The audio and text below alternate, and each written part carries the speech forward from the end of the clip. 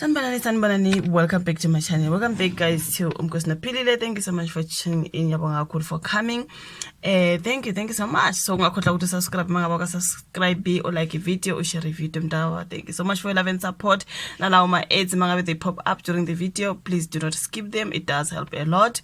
Abuke nje kancane something like that. You guys ungakhohlwa ukufaka that bell on as well ukuze njalo nje mangabe se uploader then you get notified. So guys, kule video ke sikhuluma ngoMusa Khawula ukuthi uMusa Khawula ke uboshiwe ke ngenkathi attend a court. uMusa Khawula guys, they call him a killer blogger.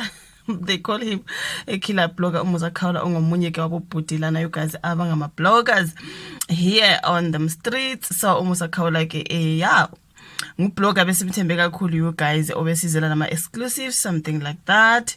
Kune Twitter account kaMusa Khawula ke, his main Twitter account you guys iyagcina laphana beyisuspendile ka Twitter ngendlela uMusa a Twitter ngakhona ngendlela akhuluma ngakhona you guys. He's a blogger, yes, but sometimes uyathanda ukuthi ebeselimaza ama celebrities man, akhulume mhlawumbe indaba ezinga ekungezona ngabo. Let me just say kungezona because okunye kwakho nje akukhulumayo usukuzwe nawe I cannot follow uMusa Khawula la unamanga something like that. Because sometimes engenamanga eqinisile but ke you guys kumele siblog esikhulume ngabantu sibuye sibahloniphe njalo you guys because bangabantu njengathi, you know, tell the story about a particular person, be respectful. Yeah, ungamhlinzi man umuntu ngoba ukhuluma ngaye nje usuyamlimaza uyamhlinza so faka itsayene sawuthi nechilise at the same time kuleso story nje ukuthi leyo muntu nje abukeke ngathi umuntu you know uMusa ublogger ngaleyo ndlela leyo akanandaba nje ukuthi uthini ngobani njani nini, you know, ngendlela nje limazayo man, elimaza isithunzi somunye umuntu something like that. So okunye kwakho like I said, for me ngisuke ngibona ngathi nje usuke senza masibomo nje just to, you know, ukwenza lo muntu abukeke nje emubi emphakathini as unama followers amaningi uMusa Khawula, especially ya Twitter account yakhe iyaxoshwa lana ka Twitter wayena ama followers amaningi ngoba ningi abantu bamlandela ukazi abantu bafuna izindaba bafuna umgosi kunjena nje bakuthi uboshiwe bakhona abantu abathi thina sifuna izindaba sifuna ikwazi sifuna uMusa Khawula, you know what you guys. So yeah, asikhulume ngokuboshwa kwakhe you guys. uMusa Khawula uboshelwa icala ade lokho egijimela ecourt lapha guys kuthiwa ke wakwaza ke omunye wakhe kade bethandana something like that ukuthiwa uKhambule lithi igama something Khambule, ngikhumbula isibongo sengikhohla igama ngiyazi njalo amagama ahlele baleke into ekanjalo isithi impento no someone Khambule. Okay, lizo zigama you guys, but anyways wakaKhambule leyo bhuti owagwazwa uMusa Khawula washona kwathi babethandana. Musa wamlanda wasuka wamlanda la behlala khona wamfica ke ukuthi babizana bakhuluma ngelanga lapha ya angazi bakhuluma ngane ke uMusa Khawula wamgwaza leyo bhuti wadlula emhlabeni. So uMusa Khawula beloke egijima you guys ecourt egijimela lelo cala. So ke njengoba eloke ngaphandle nje alake qhubeka you guys ngokublogger nje ngendlela engekho right man, indlela elimazayo guys. Siyakhuluma ngama celebrity asibahlonipheni man, because I mean sisebenza ngabo laba bantu kumele sikhulume kahle ngabo sibathande futhi uhloniphe isithunzi somuntu man. Ngoba uthi allegedly, you know, into mawuthi allegedly which means usho ukuthi ngizwe ukuthi was something like that you guys. Indaba ezigijima around ukuthi it's like it's not like from you ukuthi okay uyalwazi lolu daba nje uMusa ukhuluma njalo uvela athi lo muntu onjena kanjena wayenza kanjena wathi kanjena akafake no allegedly ukuthi mhlambe lento uyizwile or you know uvele nje ayisho engathi nje unesiqiniseko sayo something like that you guys. So ke ubeloke gijima ecourt ngaleli cala lika Khambule you guys. So kushiya kube secourt ke lapha you guys wavele ke bamfaka izankosi bambopha kuMusa Khawula. Baningi abantu ade beloku bethi kanti uMusa yena uboshwa nini. Maningi futhi ama celebrities asake avulela uMusa Khawula ama case ngoba bethi ukhuluma izinto okungezona ngabo, but akaze ngizwe ukuthi uMusa Khawula sekhokhelele le celebrity seyakhokha lana la kodwa kuloko kuthiwa this person is suing Musa Khawula, this person is suing Musa Khawula. Ngithi inkosi uMusa Khawula nje banaye nje engu 100,000 njengoba njengu 20,000 njengami nje mabe msuwa bayitholaphi leyo mali.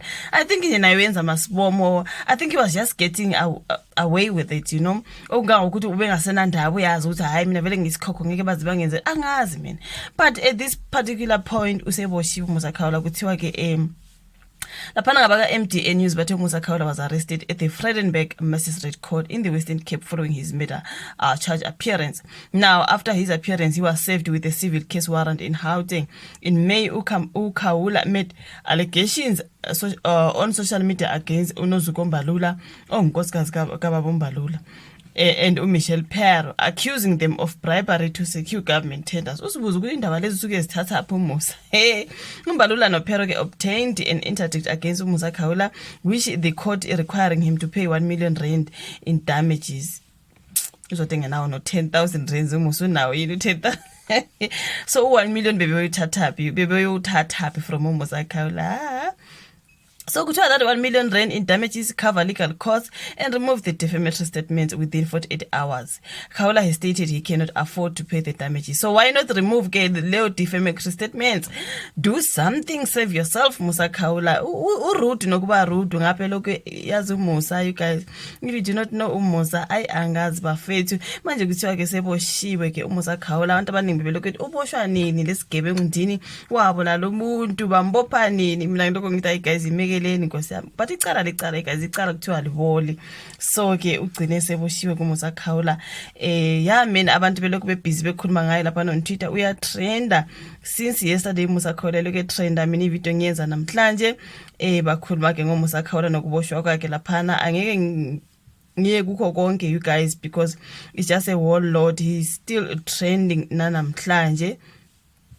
So angazi bafethu Musa, he was attending a court case yakhe yakaKhambule lawyer boyfriend wakhe. Ngizomfaka on my screen anyways. So man, someone said Musa Khawula is one vile human being, killed someone and carries on as if nothing happened, made Lerato Kganyago's life hell, caused her to lose a baby, and now has a personal vendetta against Mihlali, even started a petition for her to lose sponsors. This is who you all support, you know. That was Musa Khawula. Maningi ama-celebrities abo Lerato Kganyago, abo Mihlali, yabona nje sokhulunywa ngabo Mbalula nje kuningi you guys. Kuningi kunesikhathi la uMihlala kamtrapa khona you guys kwathi uMusa Khawula yabona leli liyagunga leli gunga leli lapho kasuthi wayeshaye nguMihlala ngazi wamshaya isicathu noma wamshaya ngani. Mihlali admits to beating Musa Khawula. Mihlali Ndamase took to her Instagram story to admit to beating up Musa Khawula, who shared pictures of his bruised face on Twitter.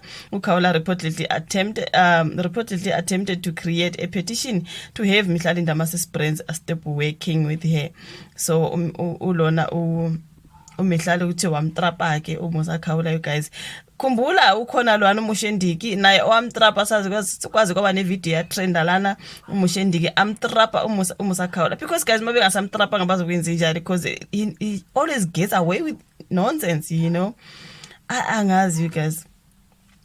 So ke kuningi laphana aloke trend nama-celebrities anenkinga noMusa Khawula njengoba beboshiwe nje noMihlali bayaphuma laphana bayavela, oLerato Kganyago bayavela, wonke nje ama-celebrities kunabo Nota or Inomrolo, like a lot of people guys. I mean he even jumps into politicians asho nje kuningi ngabo. So baningi abantu abajabulile makuthiwa uboshiwe you guys, baningi kakhulu. Ngibone nje uOwami laphana you guys on i video naye nje engathi ujabule kakhulu uthi killer blogger of them streets.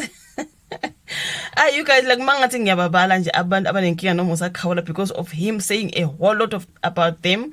Angazi asazike kule case you guys yakaKhambule ukuthi uzothola ibail noma kuzokwenzekela kodwa kuthiwe ke uboshiwe because singasamboni on our streets uMusa has been arrested you guys. Mangabe kukhona okuvelayo ngizobuya back with yet another video ngine update ukuthi uMusa Khawula uthola ibail noma kwenzekeni ngaye, then I will definitely come back with an update. But okwamanje izindaba zithi zona I'm using it allegedly. Musa Khawula doesn't have allegedly.